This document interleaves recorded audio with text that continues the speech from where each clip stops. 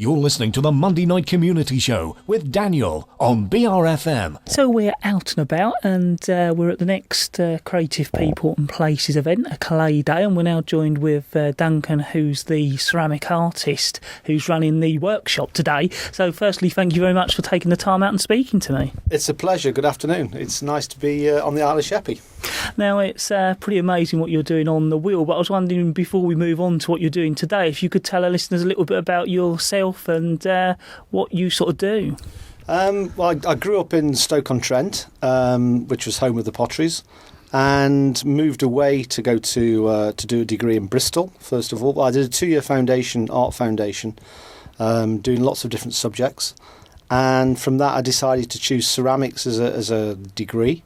Went off to Bristol to do that for 3 years, and then did an MA over in Cardiff, again in ceramics, but very much using the wheel, which I'm demonstrating certain skills today with, but very much in a sculptural manner. So at the time, or the work I ended up with at the art college was very much to do with sculpture, and these were 3 metre high kind of totemic figures.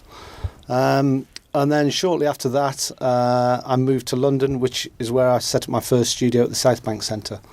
And at that time, I was working at a studio space under the arches, Hungerford Bridge, in a place called the South Bank Craft Centre.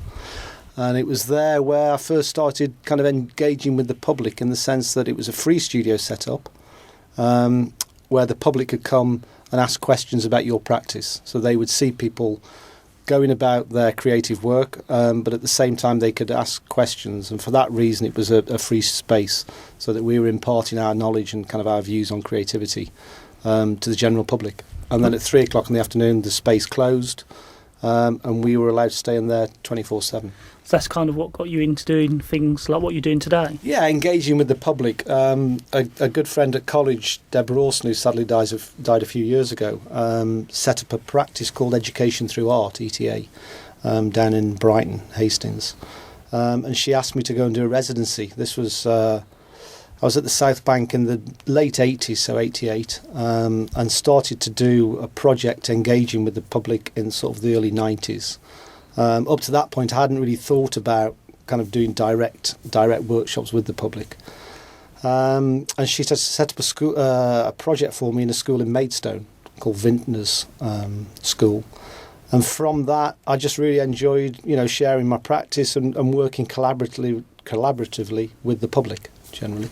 So it was that time in Maidstone that kind of really anchored me in as far as engaging with the public to make artwork.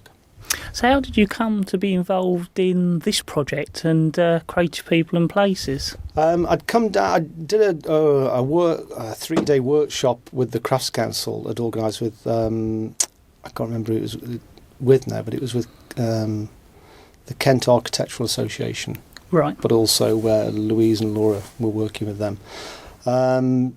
Down in the dockyard in Chatham, and we did a 3-day placement, and it was artists, architects, and different creative people, and we spent 3 days kind of imagining what that dockyard could be.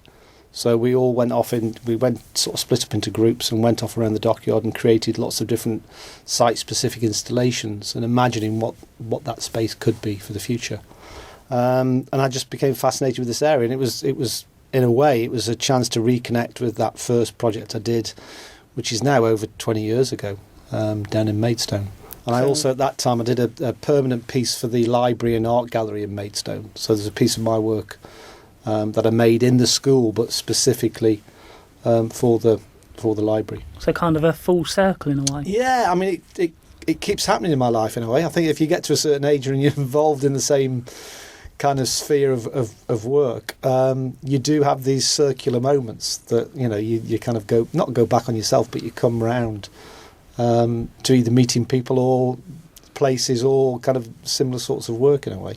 So I was wondering if you could explain to our listeners what you're hoping to achieve in today's workshop. It's looking pretty amazing, but obviously our listeners can't see that. No. Well, what we've done is I came down to talk to Chrissy and various people in the centre, and we talked about the idea of the workshop today, and it was kind of reimagining the castle, because obviously we're in Queenborough, and it was this idea that we could reimagine the castle and the kind of future castle, if you like. So the idea was to build a temporary structure that we could not worry too much about saving the work. It was more about kind of documenting and hearing people's ideas about workshops, and to see if this kind of workshop could engage people in different sorts of conversations, but also creatively.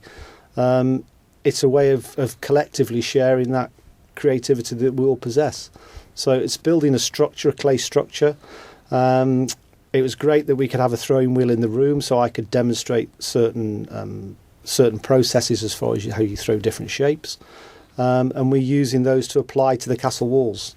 So there's kind of mad pots and lids and all sorts and spirals kind of decorating at the moment the castle walls of Queenborough. While you're working on the will, I suppose, gets people going or inspires them. Hopefully, yeah. I mean, I think I was at an Arts Council event the other day, and it's about aspiration and showing people. And because the group have been able to buy in a lot of clay, so we're not kind of skimping on materials. And I think it's important to use proper materials, but also to kind of show with skill and with the tools, you can start to articulate kind of your ideas creatively. And clay is one of those mediums that I've been using, as I say, for over 30 years now. And people don't tend to struggle with it. They engage with it very quickly. And it's surprising. I teach at Central St Martin's in London, and also a place called Morley College, which is very much with adults.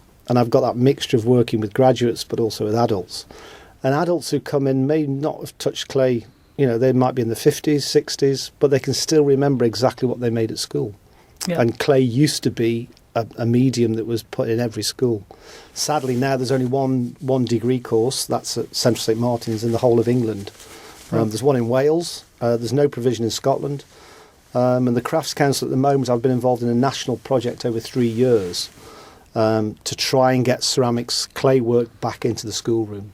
Yeah, because the reason degree courses have been in decline is because children have never engaged with it at school, so they don't know it's a material that they can use. Yeah. But you can see today the number of people we've got here actively engaged in making things. As I say, it's a material people feel very comfortable with. It's a very flexible and almost forgiving material. If you do something wrong, you can roll it back up into a ball and start again. Exactly, and I think that was the beauty as far as using it in schools. That people say it's an expensive material. It's not. It's you're talking about 10, 12 quid a bag for a 12.5 kilo bag. But it's one that until you make the decision to fire it, to put it into a kiln, it's one that you can just keep on reusing. So it's a very much, as far as sustainability, it's a recyclable material. And one today, as I say, we're taking the photographs, we're making a film about what we're making. But at the end of today, we're going to bag all this up. We're going to save certain small things to fire and to make permanent. That's kind of future archaeology. It's going to be around for a few thousand years. But actually, we're going to reclaim most of the clay, so the clay will be reused by other people who come to the creative workshops today. So it's a material that, exactly what you said, it's very flexible and forgiving. And it's almost quite interesting that you say that not all of it's going to be kept. So in a way, the memory of the day will be the film and photography rather than the actual physical piece. Yeah, I mean it's very much as well as we. I mean, without getting too kind of philosophical about it, we live in a very cluttered world, and sometimes it's nice to use a material to make something that just exists as that moment in time, and then it's gone. And it's a material which obviously comes from the earth, and it can go back into the earth. But as far as the material, sometimes it's great just to make things very quickly, have a look at what you've made. Great for sculptors making maquettes, because you can make decisions and choose to keep some and not everything. So as far as the material, it's one that's engaged me in my own practice for, as I say, over 30 years really. If our listeners would like to find out more about what you do, is there anywhere on the web they can have a little look? Yeah, I've got a website. It's currently under construction, so you'll only see 2 images of my work. I work on public sculptures as I say, in the public realm.